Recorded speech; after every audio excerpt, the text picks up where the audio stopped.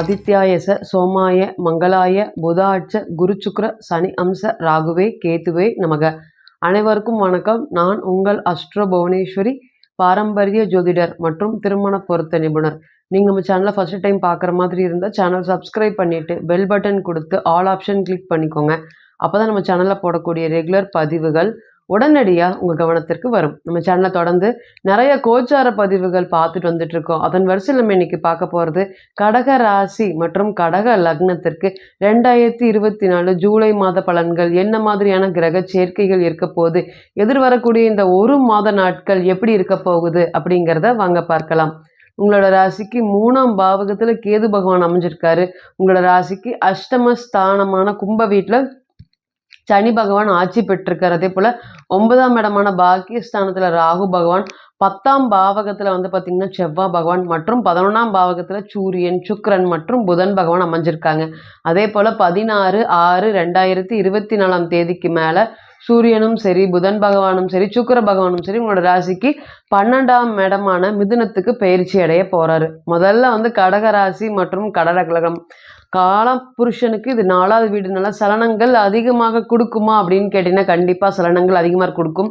எந்த ஒரு விஷயத்துலையுமே அந்த தாய்மை, அந்த மனப்பான்மை ரொம்ப அதிகமாக இருக்கும். அது ஆணாக இருக்கட்டும் சரி, பெண்ணாக இருக்கட்டும் சரி, ரொம்ப பாவப்படுவாங்க. இறக்கப்படுவாங்களான்னு கேட்டிங்கன்னா கண்டிப்பாக இறக்கப்படுவாங்க. யாருக்காச்சும் ஏதாச்சும் உதவிகள் வாழ்க்கையில் தெரிஞ்சோ தெரியாமலோ நிச்சயமாக செஞ்சுட்டு இருப்பாங்களா அப்படின்னு கேட்டிங்கன்னா செஞ்சுட்டு இருப்பாங்க. தன்னுடைய பொருளாதாரம் உயர்ந்திருக்கக்கூடிய சூழ்நிலையில் கூட, தாழ்ந்திருந்தாலுமே கூட மற்றவங்களுக்கு உதவி செய்யக்கூடிய மனப்பான்மை, தன்னுடைய வீட்டு பிரச்சனைகள் இவங்க கிட்ட இருந்து வாங்க முடியுமான்னு கேட்டிங்கன்னா வெளியே போகவே போகாது.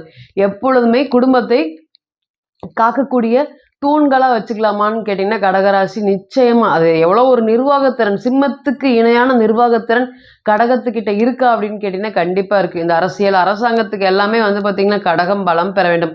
அங்கே இருக்கக்கூடிய என்ன கிரகங்கள் இருந்தாலும் வாழ்க்கையில் பார்த்திங்கன்னா நிறைய போராட்டத்தை தாண்டி சாதிக்கக்கூடிய ஆண்களாக இருக்கட்டும் பெண்களாக இருக்கட்டும் நிச்சயமாக இந்த ராசி மற்றும் இந்த லக்னத்தில் இருக்கிறத நம்ம பார்க்க முடியுது. அதே போல் இந்த ராசியை பொறுத்தவரையும் பார்த்திங்கன்னா குடும்பம் அப்படிங்கிறதுக்கு ரொம்ப முக்கியத்துவம் கொடுப்பாங்க. பணம், பொருளாதாரம் எல்லாமே 2வது தான். அண்ணனோட ஒத்துமையாக இருக்கணும், அக்காவோட ஒத்துமையாக இருக்கணும், ஃபேமிலியோட ஒத்துமையாக இருக்கணும். அது மட்டும் இருந்தால் போதும். மற்றது சம்பாதிக்கிறது, சாப்பிட்றத நம்ம அப்படி செலவு பண்ணிக்கலாம், பார்த்துக்கலாம். அதில் எந்த காம்ப்ரமைஸ் வந்தாலும் பணம் விஷயத்தில் ஏற்றுக்கலாம். ஆனால் குடும்பத்தில் அப்படிங்கிற மாதிரி எப்பொழுதுமே காம்ப்ரமைஸாக இருப்பாங்களான்னு கேட்டிங்கன்னா இருக்கவே மாட்டாங்க. இந்த அஷ்டம சனி தொடர்ந்து தலைகீழாக போட்டுருச்சு அப்படின்னு கேட்டிங்கன்னா கலையில் போட்டிருக்கு. யார் வேணும்னு நினைக்கிறாங்களோ அவங்க எல்லாருமே இவங்களை உதாசீனப்படுத்தியிருப்பாங்களா அப்படின்னு கேட்டிங்கன்னா கண்டிப்பாக படுத்தியிருப்பாங்க. இந்த மாதிரி நம்மளோட ராசிக்கு 8ல் சனி பகவான் மறையும் போது திருமண வாழ்க்கையும் சரி, சொந்த பந்தங்களுக்கிடையே நமக்கு கெட்ட பெயர்கள் ஏற்படுறதுக்கு வாய்ப்பு ரொம்ப இருக்கா. நான் என்கிட்ட பொருளாதாரம் இருக்கும்போது அவங்களுக்கு பல உதவிகளை வாழ்க்கையில் நான் செஞ்சுருக்கேன். எனக்கு சாப்பிட்றதுக்கு காசு இருக்கும்போது அவங்களுக்கு வேணுங்கிற உதவிகள் நான் செஞ்சுருக்கேன். ஆனால் இன்றைக்கி எல்லாமே பார்த்திங்கன்னா அவங்க ஒரு நல்ல சூழ்நிலையில் இருக்காங்க. எனக்கு கஷ்டப்படுறேன், ஏன்னா எனக்கு ஒரு பொருளாதாரத்தை கொடுக்குறாங்களா அப்படின்னு கேட்டிங்கன்னா கண்டிப்பாக கொடுக்கல. மன அளவிலும் உடல் அளவிலும் கடுமையான பாதிப்பில் இருக்கீங்களா கடகராசி அப்படின்னு கேட்டிங்கன்னா கண்டிப்பாக இருக்கீங்க. முழுக்க முழுக்க வேலை, தொழில் சார்ந்த சிந்தனைகள் தான் இப்போ உங்கள் மனசில் அதிகமாக ஓடிட்டுருக்கு.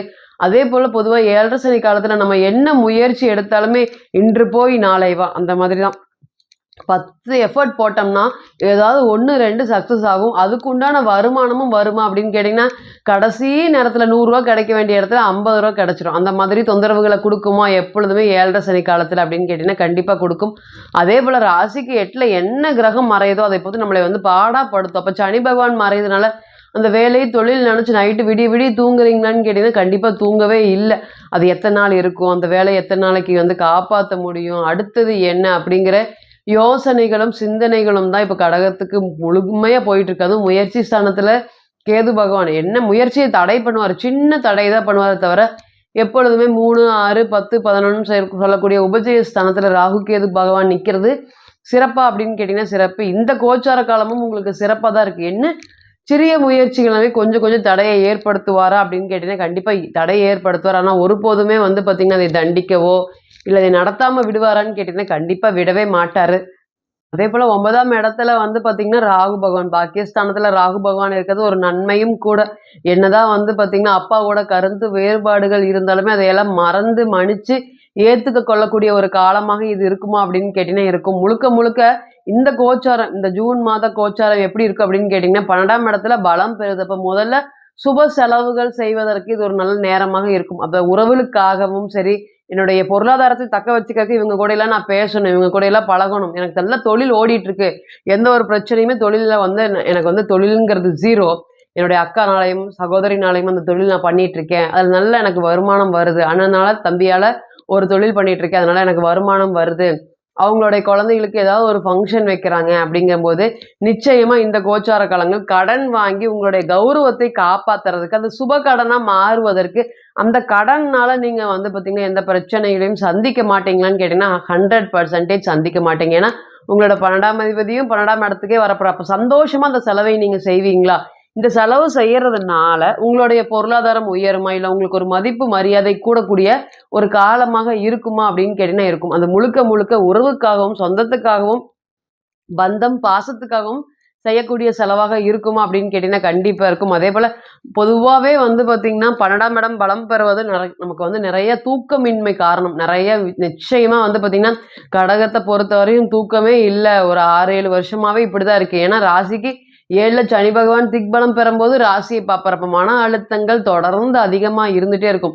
சலனங்கள் எப்பவுமே சலனங்கள் அதிகமா குடுக்கக்கூடிய ராசி கடகராசி. இன்னைக்கு ஒரு மாதிரி பேசுறது, சாயந்தரமே திடீர்னு மனசு வந்து பார்த்தீங்கன்னா, கடுமையா மாறிருமான்னு கேட்டீங்கன்னா மாறிடும். திடீர்னு ஒரு 2 மணி நேரத்துக்கு ஒருக்கா, 3 மணி நேரத்துக்கு ஒருக்கா, ஏன்னா டிகிரி லெவல்ல சந்திரன் சீக்கிரம் கடக்கக்கூடிய கிரகம். அப்போ நெறைய எண்ணங்களும், சிந்தனைகளும் மத்த ராசிய விட அதிகமா ஓடிட்டு இருக்குமான்னு கேட்டீங்கன்னா, கடகத்துக்கு நிச்சயமா ஓடும். 2 நாளைக்கு ஒருக்கா ஒரு ராசி பவர் உங்களோட ராசிநாதன். அப்ப ஒவ்வொரு நாளும் சிந்தனைகள் மாறிட்டே இருக்கும். காலையில ஓகே சொன்ன விஷயங்கள் எல்லாமே சாயந்தரம் வேண்டான்னு சொல்லுவீங்க. சாயந்தரம் வேணான்னு சொன்ன விஷயங்கள் எல்லாமே காலையில ஓகே பண்ணிருவீங்க. இந்த மாதிரி ஒரு செயலும் மாறி மாறி நடக்கிறதுனால எப்பொழுதுமே சலனங்கள குடுத்துட்டு இருக்கக்கூடிய இந்த கோச்சார காலங்கள் நெறையா வந்து 12ஆம் இடத்தோட சம்மந்தப்படுறதுனால தூக்கமின்மை பிரச்சனையை நிச்சயமா சமாளிப்பீங்களா? அப்படின்னு கேட்டீங்கன்னா, கண்டிப்பா சமாளிப்பீங்க. முதல்ல வந்து 12ஆம் இடம் பலம் பெறுவதனால பக்தி, மோட்சம் அது சார்ந்த விஷயத்துல பயணங்கள் ஏற்படுறதுக்கு, ஆன்மீக பயணங்கள், சுற்றுலா செல்வதற்குமே, அது குடும்பத்து கூட செல்றதுக்குமே இது ஒரு நல்ல நேரமாக இருக்கும். இத்தன ரொம்ப வருஷமா நாங்க சண்டை போட்டுட்டு இருந்தோம். இப்பதான் நாங்க சேர்ந்திருக்கோம். என்னுடைய அண்ணனா இருக்கட்டும், அண்ணியா இருக்கட்டும், எல்லாரும் போலான்னு சொல்லி விருப்பப்படுறாங்க. இந்த போறக்கூடிய காலங்கள் ஒரு நல்ல நேரமாக இருக்குமா? இது முன்னாடி மாரி பிரச்சனைகள் வருமா? அப்படிங்கிற மாதிரியான கேள்விகளுக்கு நிச்சயமா வரவே வராது.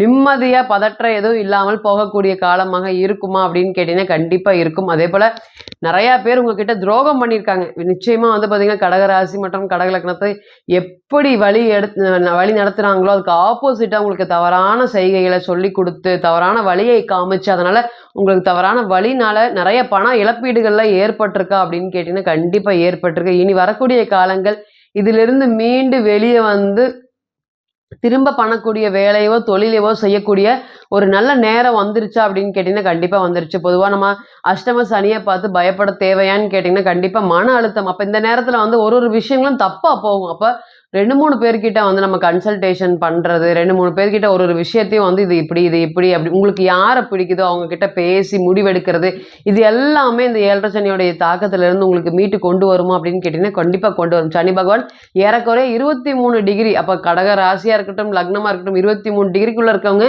நிச்சயமா பயப்படணுமான்னு கேட்டீங்கன்னா, பயப்பட தேவையே இல்ல. வியாபாரத்துல ஒரு நல்ல ஒரு மாற்றத்தை எதிர்பார்க்கக்கூடிய காலங்கள் வந்துருச்சா? தொழில் ஸ்தானாதிபதி தொழில் ஸ்தானத்துக்கு வந்துட்டாரு. இத்தன நாளா வந்து 9ஆம் இடத்துல இருந்தாரு, 8ஆம் இடத்துல இருந்தாரு. தொழில நெனச்சு நெனச்சு வருத்தப்பட்டுட்டு இருந்து, என்னடா நம்ம தொழில் திடீர்னு இப்படி ஆயிருச்சு. ஒரு காலத்துல எப்படி இருந்த பிசினஸ் இன்னைக்கு வந்து பார்த்தீங்கன்னா, எப்படி ஆயிருச்சு அப்படின்னு நெனச்சு வருத்தப்பட்டுட்டு இருந்து, இது கூட புதுசா ஏதாவது நான் ஆட் பண்ணலான்னு இருக்கேன் தொழில்ல. என்னுடைய முயற்சியே காரணம் காட்டி நான் ஆட் பண்ணலான்ட்டு இருக்கேன். இந்த மாதிரியான கேள்விகளுக்கு நிச்சயமா 10ஆம் அதிபதி 10ஆம் இடத்துக்கே வரப்போறாருங்க. அப்ப ஒரு யோகமா அப்படின்னு கேட்டீங்கன்னா, உங்களுக்கு எல்லாருக்குமே தெரியும். கடக லக்னத்து கடக ராசிக்கு முதல் தர யோகாதிபதி செவ்வாய் பகவான். உங்களோட ராசியிலேயே வந்து பார்த்தீங்கன்னா, அவர் வந்து நீசமாகக்கூடிய கிரகமும் கூட.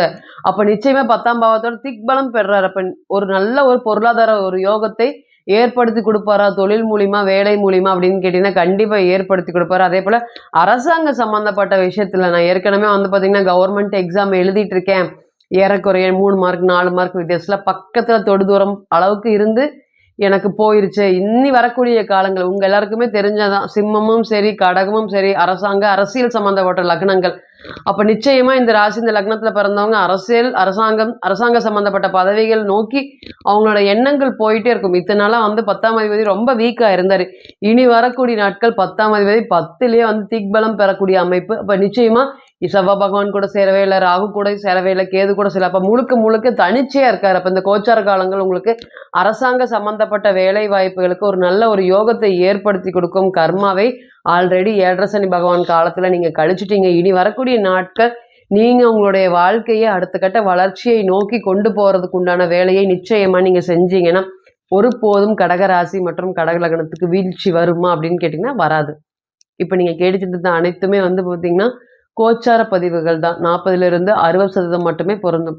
தனிப்பட்ட ஜாதகத்தை நம்ம எடுத்து தசாபுத்தி நடப்பு அந்தரம் கணிக்கும் போது கிரகம் பெற்ற பலம் பலவீனம் அடிப்படையில் பலன்கள் கூடவோ குறையவோ செய்யும் அப்படிங்கிறதுல ஒருபோதும் மாற்றம் இல்லைங்க. தனிப்பட்ட ஜாதகத்தை நீங்கள் ஆலோசனை பண்ண விருப்பப்பட்டால் கீழே இருக்கக்கூடிய இந்த நம்பருக்கு காண்டாக்ட் பண்ணுங்கள். நான் வணங்கக்கூடிய நரசிம்மர் உங்கள் எல்லோருக்குமே நல்ல வளமான வாழ்க்கையை ஏற்படுத்தி தர நான் நிச்சயமாக பிரார்த்தனை பண்ணிக்கிறேன். மீண்டும் ஒரு பதிவில் உங்கள் எல்லாம் சந்திக்கும் வரை உங்களிடமிருந்து விடை பெறுவது உங்கள் அஸ்ட்ரோ புவனேஸ்வரி. நன்றி, வணக்கம்.